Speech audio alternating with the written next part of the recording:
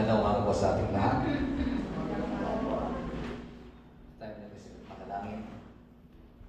Aming pong dakila, mapagpalang Diyos. Patuloy po kami nagpapasalamat sa umagang ito. Dahil narito po kami, pinagkalooban mo na lakas, pinagkalooban mo na sigla, upang muli ay mahalin kayo sa aming pagsamba. Aming Diyos, patuloy mo po kami kahabagan sa aming kalalagayan. Narito po kami humihingi ng limos na yung pagpapala mula po sa inyo. Sa lapila po ng lahat ng aming mga kasalanan, Panginoon, ay patuloy mo po kami hinahayaan makalapit sa inyo sa kaya ng aming karumihan. Kaya po aming Diyos, patuloy po kami nananahan sa inyo. Nagpapakumaba sa inyong harapan, humihingi ng inyong habag. Sa iyong mga salitang iyahayag sa umaga nito, yung katotohanan ng patuloy ng pagkaloob sa bawat isa. Pagpalain po kami nito. Patuloy na magkaroon ng kapangyarihan sa aming mga puso at sa aming mga paggawa, sa aming mga pananampalataya, sa pangalan ng aming Panginoong Jesus. Amen. Amen. Tayo po ay nasa chapter 4 na ng ating pag-aaral ng aklat ng unang Korinto. At noong isang linggo sa chapter 3 ay ating tinalakay at tungkol sa napakahalagang pagtuturo ni Apostle Paul at kanyang sinabi, Christ is the church, one foundation. Si Kristo ang tanging pundasyon ng iglesia. At kanyang ipinahayag sa pamamagitan ng pagbibigay ng halimbawa kung paano itinatayo ang isang tahanan o isang gusali. Kanyang sinabi na siya o ang mga apostol ang tagapaggawa ng pundasyon, the master builders, at ang church ay ang mga susunod na gagawa pagkatapos ng pundasyon. They both build in one and the same foundation, which is the Lord. Ang lahat ng mga mananampalataya ay pare-parehong gumagawa para sa ikatitibay ng gusali o iglesia ng Panginoon.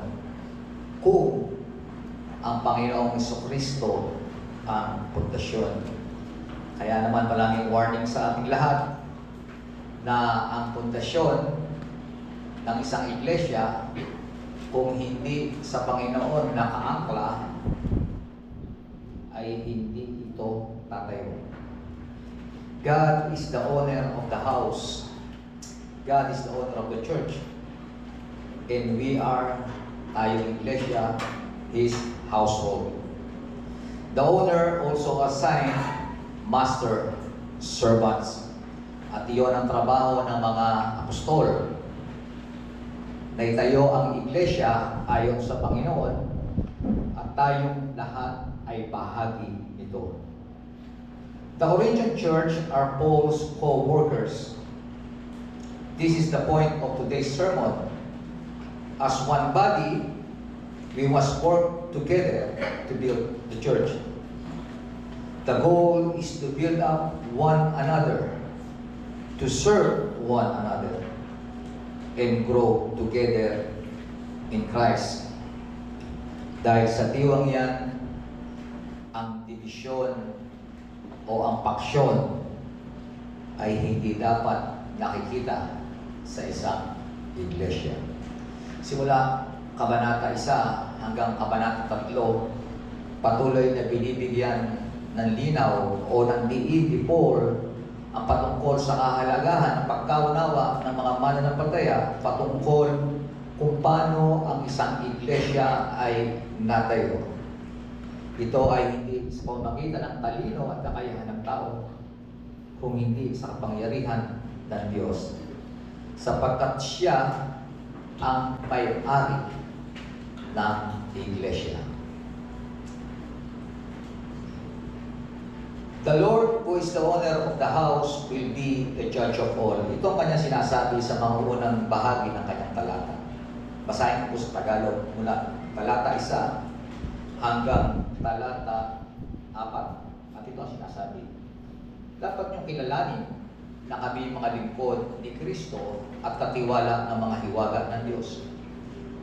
Ang katiwala o ang steward, kailangan maging tapat sa kanyang Panginoon.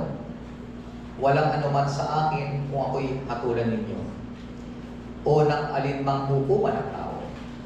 Ako man ay hindi humahatol sa aking sarili kahit walang ubusik sa aking budhi, subalit hindi yun katibayan na ako'y walang kasalanan. Ang Panginoon ang humahatol sa akin, kaya't huwag kayong hahatol ng wala pa sa panahon. Maghintay kayo sa pagdating ng Panginoon, siya maglalantad ng mga bagay na ngayon natatago sa kadiliman at maghahayag ng mga lihim na hangarin ng bawat isa. Sa panahong iyon, bawat isa ay bibigyan ng Diyos ng angkop na parangal. The Lord will always the judge of all. Ito ang problema sa mga taga-Korinto. Kung ating matatandaan, ang problema sa Korinto ay narinig at naalaman ni Paul, kaya siya tumugon sa pamamagitan ng liham sapagkat merong namumuong paksyon sa loob ng iglesia. At sa ating pag-aaral, ating naunawaan na ang paksyon na ito ay nag-ugat sa kagustuhan ng bawat bahagi ng iglesia, kanya-kanyang grupo, na magkaroon o humawak ng kapangyarihan sa loob ng iglesia. Gusto ng isa, mas mataas siya, mas makapangyarihan siya kaysa sa isa. At ito ang mga bagay na sinasabi ni Paul. Matapos siyang umalis sa iglesia, matapos niyang itayo ito ay pinangunahan na ng mga lingkod ng Diyos. Kaya nga lamang, umuwi sila sa pagbabahagi sa kagustuhan ng bawat isa na manguna at magkaroon ng kapangyarihan sa loob ng iglesia. Sa tono ng mga sinasabi ni Paul sa pagsisimula ng chapter 4, mawawari natin na merong pagtuliksang nagaganap sa kanya bilang apostol. Kino-question ng mga taga-Korinto ang kanyang pagiging apostol. At hindi lamang yun ang kino-question sa kanya, kung hindi maging yung kanyang paglilingkod ay nasa ilalim ng scrutiny nitong mga taga-Korinto. At hindi lamang yun, they even trying to evaluate his motives. Alam nyo, yun ang isang problema sa isang church. Matapos kapag tingnan ang bawat isa kung siya nga ba ay tapat o hindi.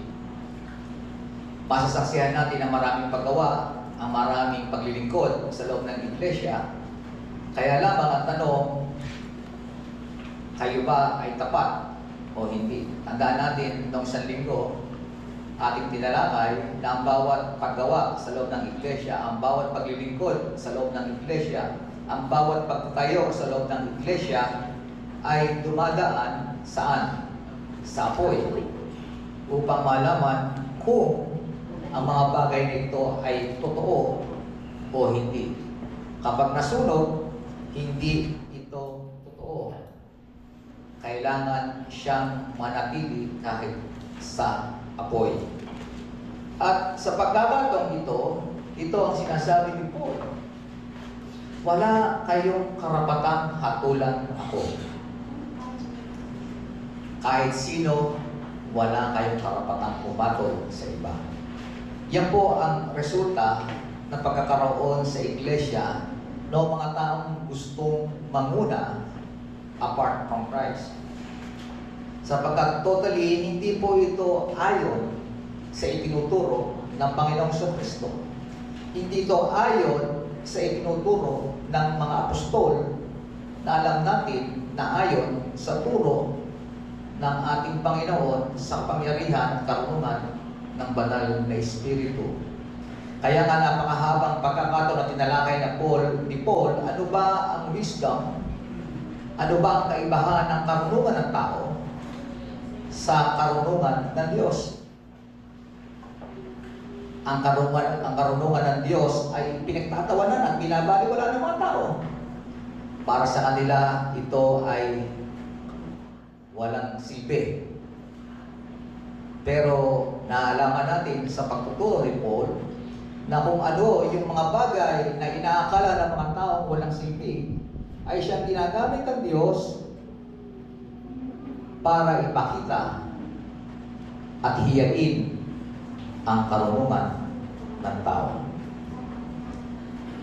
Ang pagiging apostol o ang pagsasagawa ng paglilingkod ni Paul bilang apostol ay narito at kino-question ng mga taga-Korinto. Pero ito ang dapat natin maunawaan. Ang sabi ni Paul, yung kanyang paglilingkod ay office ng servant or tinatawag natin steward. Steward, yun po yung kanyang binabanggit. Siya ay isang lingkod at siya ay isang katiwala. Pag sinasabi pong servant at steward, ay ito po yung mga tao na binigyan ng may-ari o yung may autoridad sa loob ng tahanan para mangalaga doon sa tahanan ng Diyos. Kaya nga ang analogy na ginawang halimbawa sa akin ni Paul ay yung bahay. At palagi natin itong makakita sa mga pagkukwento ng Panginoon tungkol sa mga talinhaga na kung saan ang may-ari ng bahay ay ang Diyos at ang mga naroroong tagapangalaga ng bahay ay sino? Yung mga katiwala o yung tinatawag nating master servant. Sila yung iniiwan ng Panginoon sa kanyang pag-alis, sabi, yung mga master steward, sila yung mga ngalaga ng lahat ng affair ng tahanan. Sila yung mag-iingat ng sambahayan. Sila yung mga ngalaga sa ibang mga katiwala doon sa loob ng sambahayan. At ito ang sinasabi ni Paul sapagkat kino-question ng kanyang pagiging apostol. Pag sinabi natin kino-question ng pagiging apostol, kino-question dito yung kanyang otoridad. Mga kapatid, sa ating paniniwala at sinasampalatayanan kung paano natin ginagawa ang pamamahala sa loob ng tahanan ng Diyos. Sa loob ng tahanan ng Diyos, walang ibang batas kung hindi si Jesus Christ. Walang umiiral na batas kung hindi hamon sa salita ng Diyos. Kaya naman, ang authority ibinigay ni Kristo ay para sa ikabubuti ng iglesia ng ating Panginoon. Naunawaan po ba natin? Kung mayroong otoridad na dapat umiiral sa loob ng iglesia, ang dapat dito ay ang otoridad ni Kristo. Wala po kong otoridad, wala pong otoridad ang mga elder. Ang aming ipinatutupad ay ang otoridad ng ating Panginoon. At iyon ang pagkakamali ng mga una nating pananampalataya na kung saan naintindihan natin sa sistema ng iglesia na kung saan ang tagapanguna ang siyang otoridad. Sila ang may karapatang magtanggal, sila ang karapatang gumawa ng mga bagay nito na hindi po pwedeng questionin. Sapagkat sinasabi, ito, kami ang binigyan ng karunungan ng Diyos, kami ang magpapalakad ng dapat namin ipalakad na sa tingin namin ay kabubuti ng iglesia. Mga kapatid, hindi po ganoon ang iglesia ng Diyos. Malinaw na itinuturo ni Paul, ni Apostol Pablo, na walang ibang authority sa loob ng church kung hindi ang Panginoong Jesucristo. At dito papunta, o nandito na itong mga taga-Korinto. Kung ating matatandaan sa Efeso, pinakita ni Paul ang lahat ng uri ng relasyon at otoridad. Hindi po ba? Kung kung ano ang otoridad ng pastor over sa church, ano ang otoridad ng lalaki over sa babae, ang magulang over sa anak, pinakita. Pero sinasabi riyan, lahat ng otoridad ay sa Panginoon. Kung ikaw ay mananampalataya, ang otoridad na meron ka ay sa Panginoon. Ginagamit ito para sa Panginoon. For the sake of Christ and according to the way of Christ. Kaya nga po, sa isang Reformed Church, walang pastor para sa mga pastor. Wala pong mga obispo. Wala pong mga direktor. Wala pong pastor ang mga pastor. Hindi po ba? No lording over, tinatawag natin gano'n. Sapagkat ang otoridad ay ang Panginoong Kristo. Kami, bilang tagapangalaga, we are all steward. Katiwala lamang dito sa iglesia. Yung aming office, bilang mga elders, bilang mga deacons, o bilang mensahero, messenger of the word, lahat ng iyan ay ministeryo ng Panginoong Hesukristo. Kami naatasan lamang isagawa ang ministeryo niya. Kaya kung merong pinaiiral na bakas dito sa loob ng church, walang iba kung hindi ang kautusan ng ating Panginoong Hesukristo. Kaya nga dito, ang tanong kay Paul, sabi nga natin kanina, hindi lamang inyong kanyang paglilingkod ang kino-question, kung hindi yung motibo ng kanyang paglilingkod. Kaya nga sabi ni Paul, of course, hindi ko masasagot sa inyo yan. Kasi sabi ni Paul, nagkakasala din ako. Hindi po ba? Kasi kapag nag-point ka ng finger sa loob ng church, wala namang perfecto rito eh. Hindi po ba? Kaya sinasabi ni Paul, nakakasala ako. Oo. Hindi perfecto ang aking paglilingkod sa inyo. Pero wala kayong karapatang kumatol. Hindi na kanya sabi. Sapagkat sabi niya, ang Diyos lamang ang may karapatang kumatol. Hindi nyo pwedeng questionin kung ako'y tapat o hindi. Sapagkat Diyos lamang ang nakakaalam niya. Sa standard ng tao, dito tayo palaging nalilito tungkol sa paglilingkod ng church. Doon natin makakita yung natawag natin faithfulness at yung fruitfulness. Hindi po ba? Nakakalito. Sa ibang mga pagtuturo, sa mga previous na pagtuturo na ating naririnig, napakahalaga ng pamumuga o fruitfulness. Pero tandaan natin, ang fruitfulness ay bunga naman ng faithfulness. Una sa lahat, para nga mamunga, kailangan maging tapat ka sa Diyos. At napakahirap hanapin o tingnan ang pagiging tapat sapagkat hindi naman natin nakikita ang laman ng puso ng bawat isa. Nagtanging Diyos lamang ang nakakaalam. Pwede ba natin sabihin ang isang kapatid na ito'y lingkod ng lingkod, pero hindi naman tunay yung kanyang paglilingkod, pakitang tao lamang? Pwede ba natin sabihin yun? At yung mga bagay na yon ay sinabi kay Paul. Ang mga bagay na yon ay ginagawang isyo kay Pablo ng mga taga-Korinto. Are you faithful? Oo nga. Magaling kang gumawa, pero tapat ka ba? Of course, pag sinabi ni Paul, sa laman ng kanyang isip, maaaring hindi ako tapat sa ibang bagay. Maaaring tapat ako sa ibang bagay, pero maaaring hindi ako perfectong tapat sa pagkatang nagkakasala pa. Pero wala kayong karapatan sabihin niya, o hatulan ako. Sapagkat Diyos ang umahatol. Siya ang nakakaalam. Kaya kanyang malinaw na sinasabi sa kanila, kung ano bang authority meron ako, walang iba kung hindi ang aking katapatan sa aking Panginoon. Sa aking Panginoon. Sapagkat kung sa akin, walang katapatan mangyayari. Nagagawa ko mga bagay na ginagawa ko sapagkat tapat ako sa aking Panginoon.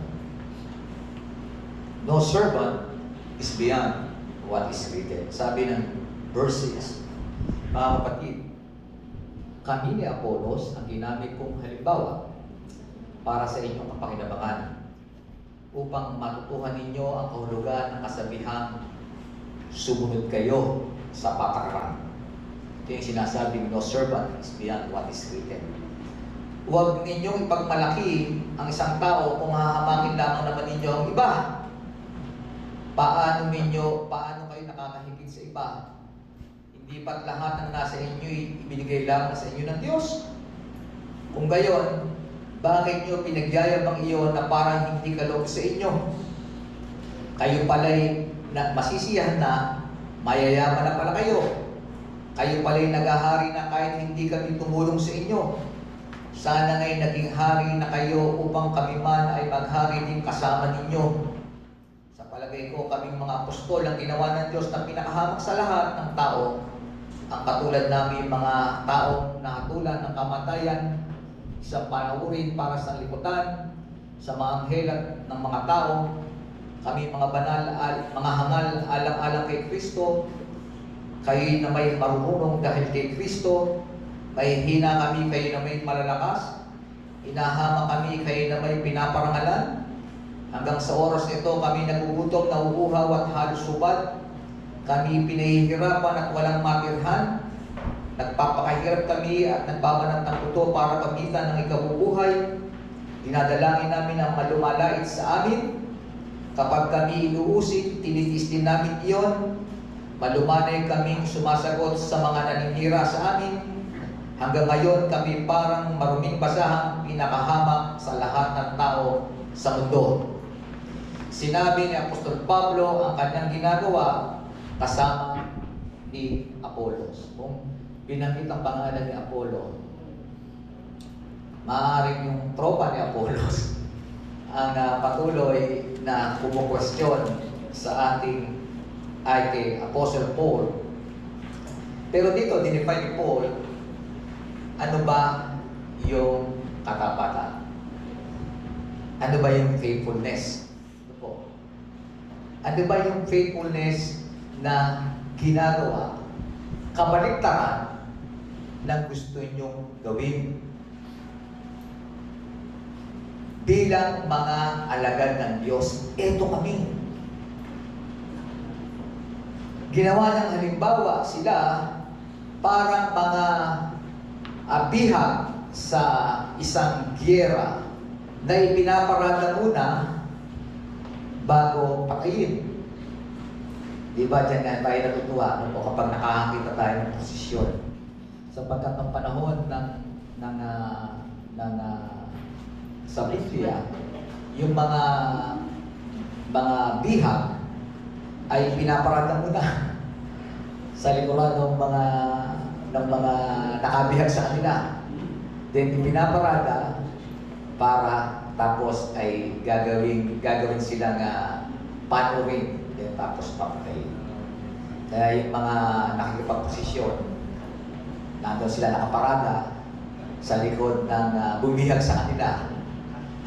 At sila ay dadalhin doon sa katayan. Ano po? Yun yung nare-represent. Kaya noong araw, puntuwa tayong makikilaw sa posisyon. Pero kung titignan natin ang tunay na kahulugan, gano'n na nangyayari. Tayo bihag ng Diyos-Diyosa na nandun sa tapat na ating sinusundan. Pero ginawa ko ng halimbawa yun. Wala po kaugnayan dito sa ating pinag-uusapan. Kaya naman, sinasabi niya, hindi tama na i-compare nyo ang isa sa isa. Ito ba? Hindi yan ang wisdom ng Diyos. Kasi, totally naman kung ano yung karunungan ng Diyos, ay hindi karunungan ng tao. Bakit natin i-compare ang bawat isa sa isa? Anong ibig sabihin lamang? Ang kaya sinasabi ni Paul na hindi dapat gawin o hindi dapat naging gawin ng isang iglesia na bigyan ng paraan ng isa over sa isa, sapagkat hindi ito ang patakaran sa loob ng church. Di ba, sabi nga sa loob ng church, ang paglilingkod dapat yung di nakamababa. Di ba, sabi ng Panginoon, kung gusto mo maging lingkod, kung gusto mo maging dakila sa lahat, kailangan ikaw ang pinakamababa.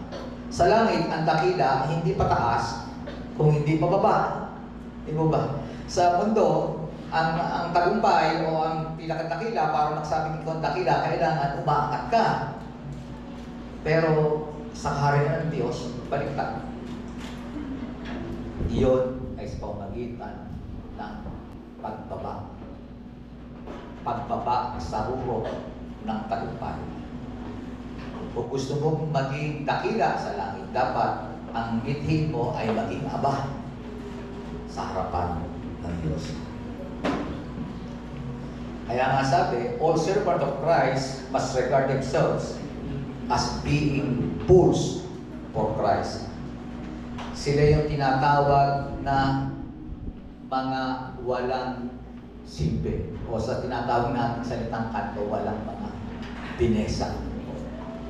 Sapagkat sa paningin ng tao, sila yung mga hangal.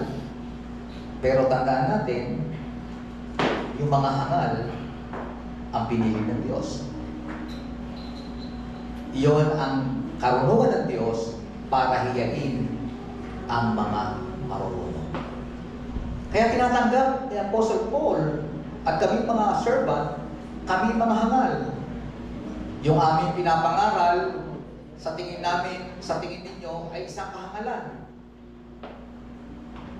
At mga kapatid, kung titingnan natin ang paraan ng Diyos kung paano tayo niligtas, ay isang kahangalan sa mga marunong. Ibig sabihin, kayo naligtas sa pamamagitan ng kamatayan sa krus. Di ba yung kamatayan, hindi na makatagumpayan yun? Yung kamatayan, pagkakalo yun. Kailan natin tinignan na ang kamatayan ay victory? Sa pagkaunawa ng tao, ang kamatayan ay kabiguan. Ang kamatayan ay pagkatalo. Pero sa Diyos, ginamit niya ang kamatayan para siya'y magtagumpay. At sa pamamagitan ng kamatayan sa krus, tayo tumanggap ng buhay na walang hanggan. Tayo pinatawad sa ating mga kasalanan. Kaya pag tinanong mo yan sa mga marunong na tao, hindi nila matanggap. Pero, yun ang ginawa. Kaya nga, kung ayaw mong paniwalaan, huwag kang maniwala. Pero pinaniniwalaan ng marami. Hindi ba kahiya-hiya sa iyo? Saan ka dadalhin ng iyong talino? Sabi nga ng isang kwento na sinasabi, paano mo malalaman na pa ako maniniwala sa mga bagay na hindi mo nakikita? O, yung utak ko ba, nakikita mo? Hindi. God brings salvation through the apparently foolish and weak work of Christ on the cross, and the proclamation of the gospel by seemingly foolish and weak messengers magnifies the power of the Lord. For only He could accomplish great things through what the world despised. Sa lahat ng tingin ng Diyos, ng tao ay walang kagamit-gamit. Sila mismo ang ginagamit ng Diyos para gawin ang kanyang kalooban. Sabi sa verse 14, ito'y sinusulat ko, hindi upang hiyain kayo, kundi upang parangalan bilang minamahal kong mga anak. Kahit magkaroon pa kayo ng 10,000 tagapagturo sa pamumuhay Kristiyano, iisa lamang ang inyong Ama. sapagkat kayo'y naging mga anak ko sa pananampalataya kay Kristo Jesus sa pamamagitan ng magandang balitang ipinangaral ko sa inyo. Kayo'y kaya sinasamo ko sa inyo, tularan ninyo ako. Dahil dito, pinapunta ko riyan si Timoteo, ang aking minamahal at tapat na anak sa Panginoon. Pinaalalahanan niya kayo tungkol sa mga prinsipyo sa buhay, sa pagsunod kay Kristo. Malalaman natin si Timothy ay disciple ni Paul. Ang mga prinsipyo rin iyon ang tinuturo ko sa bawat iglesia sa lahat ng dako. Nagmamalaki ang ilan sa inyo dahil ang akala nila ay hindi na ako pupunta riyan. Ngunit kung loloobin ng Panginoong ako'y pupunta riyan sa lalong madaling panahon, titingnan ko kung anong kapangyarihan pinagmamalaki ng mga iyan at hindi lamang ang kanilang sinasabi. Sinasabi ni Paul, ang puno ay makikita sa pamamagitan ng kanyang bunga. Binanggit niya rito si Timoteo na siyang pinapunta niya roon sa Corinto para magturo sa kanila. At nakita nila si Timoteo kung paano ito nabuhay at kung paano sinasalamin ni Timoteo kung sino si Pablo. At dito kanyang binigyan diin na hindi lamang ako inyong tagapagturo. Hindi lamang ako inyong apostol. Hindi lamang ako inyong pastor. Kung hindi ako ay inyo ring ama sa inyong pananampalataya. Kung merong iba dyan na nagsasabi ako'y hindi naging tapat na lingkod sa inyo, kayo itinuturing ko bilang aking mga anak.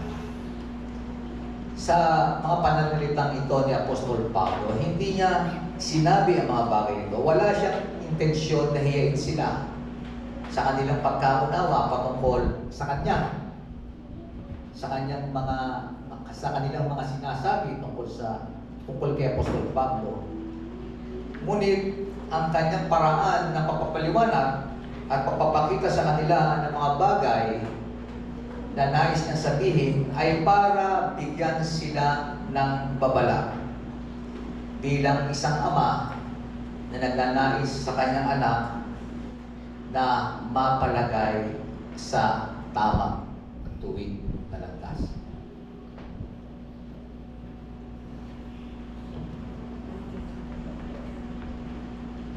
Maraming mga lehitimong naging guro ang mga taga-Corinto. Ayon sa bahayan nila, nandoon si Apollos, nandoon si Pedro, at nandiyan pa nga sina Timoteo. Alam natin, tinatanding nila si Aquila, si Priscilla sa ating pag-aaral sa Acts. Pero bagamat marami silang magagaling na guro, pero iisa lang ang kanilang ama, si Apostle Paul. Kaya sabi ni Paul, kung meron kayong dapat gayahin, dapat ang tularan ninyo ay ako.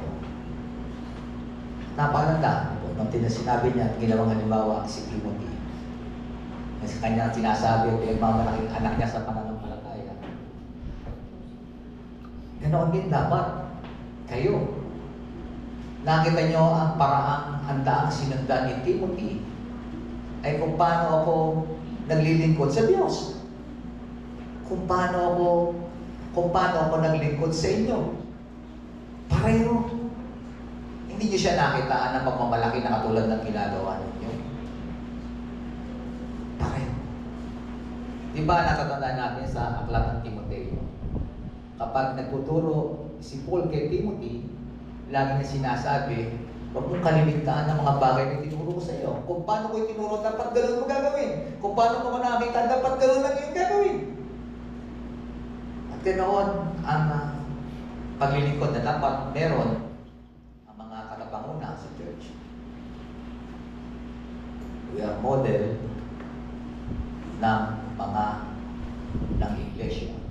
Pero mga kapatid, bilang kaya sinabi ni Paul na siya be imitators of Paul because Paul imitates Christ. Intindihan natin.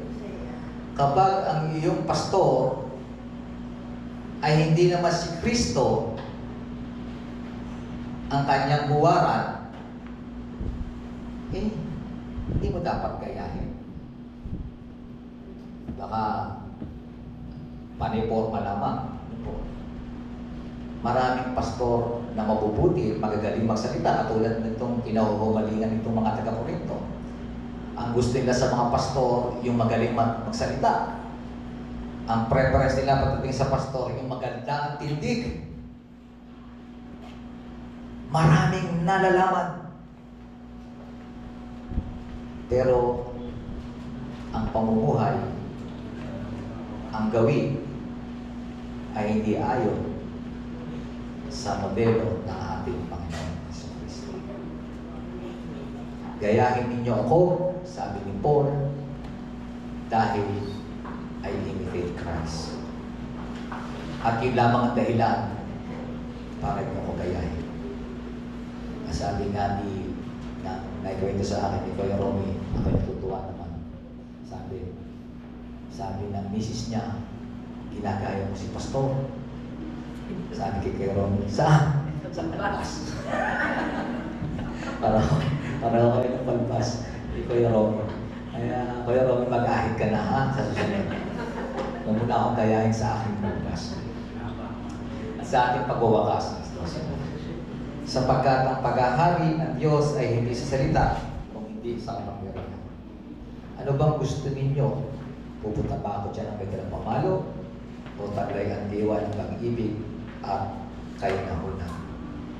Kapag dumating, kapag daling pamalo, di ba? Yun yung lording over, yun yung otoridad na meron ng tao. Daanin natin sa dahas. Pero, katulad na sinasabi ko, hindi ako ganyan.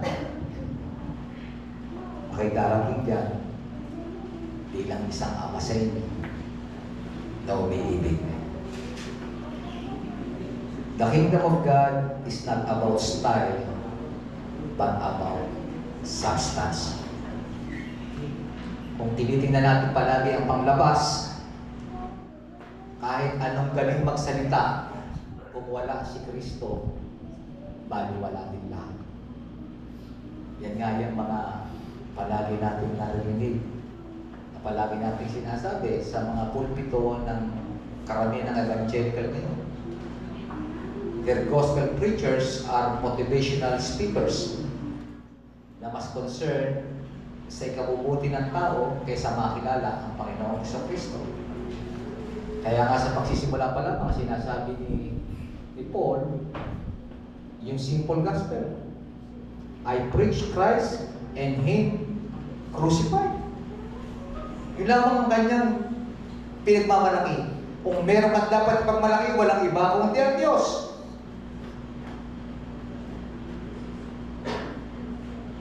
Good style is not inherently bad, but it is pointless without the substance of the cross. The gospel in which the power of God unto salvation for all who believe. Walang saysay ang pananalita. Kaya nga sabi ni Pastor Conrad na kausap ko ng isang beses. Dumala raw siya kay Pastor RJ sa 13 at first time niya narinig muli ang kanyang inaanak na mag-speak sa pulpito. Sabi niya, napatunayan ko na sa sarili ko na ikaw ay reform. Bakit? Kasi inantok ako. Okay, di ba? Sa mga hindi anak ng Diyos, ang marinig mo ang mabuting balita ay nakakaantok. Wala ka kasing interes. Pero sa mga tunay na anak ng Diyos, ang salita ng Diyos ay kapangyarihan. kapangyarihang nagbabago, kapangyarihang bumubuhay, at habang narinig natin ito, lalo naging masidhi ang ating pagkanasa na maunawaan at marinig ang ating Panginoon. Tayo maraming. Salamat po Diyos sa mga bagay na binahagi mo po sa amin sa mga ito. Salamat po sa mga paglalahad ni Apostle Paul patungkol sa ministeryo, sa kanyang lahat ng karanasan, upang sa pamamagitan ng mga karanasan ito ay mabigyan linaw at mabigyan tibay sa amin kung paano dapat kami maglingkod at manampalataya bilang iyong mga anak sa loob ng iglesia na kung saan kami tinawag. Salamat po Panginoon sa mga katotohanan ito. Nawa patuloy po ito Panginoon na magbago sa amin.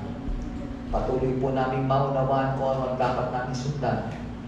Ang karunungan nagmumula sa inyo na siya lamang dapat namin tahakin sa pananampalatayang paglilingkod na meron kami sa buhay nito. Kayo po Diyos ang magpala sa aming mga kapatid na naririto. Patuloy mo po silang tulungan na patuloy ng mabuting balita ay patuloy na magkaroon ng puwang sa kanilang mga puso upang patuloy na ito'y makapagdulot sa kanila ng pagbabago at duty ay maging kawangis ng aming Panginoon sa Kristo. Wala pong ibang daan ng kaligtasan kung hindi kayo po aming Panginoon. Kaya naman, patuloy po namin dalangin na sa tuwing ipinapangaral ang mabuting balitang ito, sa tuwing ito'y aming marinig, patuloy na magkaroon ito ng kapangyarihan sa aming buhay at sa aming pananampalataya. Patuloy na bumukaw sa aming mga isipan, patuloy na bumukaw sa aming mga puso, patuloy na magpanatili sa amin sa pananampalataya. Ano man ang aming harapin, ito po ang aming dalangin sa pangalan ng aming Panginoon sa Kristo. Amen.